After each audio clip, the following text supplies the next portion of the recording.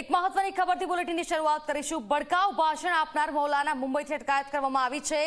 મૌલાના સલમાન અજમેરીની ગુજરાત એટીએસે અટકાયત કરી છે।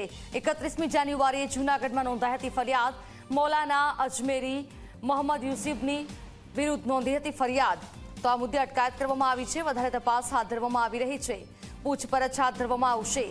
સંવાદદાતા ઉદય રંજન ફોનલાઈન પર જોડાયા છે। ઉદય, જે રીતે ભડકાઉ ભાષણ કરવામાં આવ્યું, લોકોને ગેરમાર્ગે દોરવાનો પ્રયાસ કરવામાં આવ્યો, તેની ધરપકડ આખરે કરવામાં આવી છે, શું વિગતો? જો વાત કરવામાં આવે તો જુનાગઢની અંદર આખા ભાષણ આપવામાં આવેલું હતું। ભાષણ જે છે એ ક્યાંક ને ક્યાંક સમાજની અંદર વર્ગ વિગ્રહ ઉભો કરે એવા પ્રકારનું ભાષણ હતું, જે વિડીયોમાં સ્પષ્ટ સંભળાઈ આવે છે। આ ભાષણ મળતાની સાથે જ તે સોશિયલ મીડિયાની અંદર આખો વિડીયો વાયરલ થયો હતો।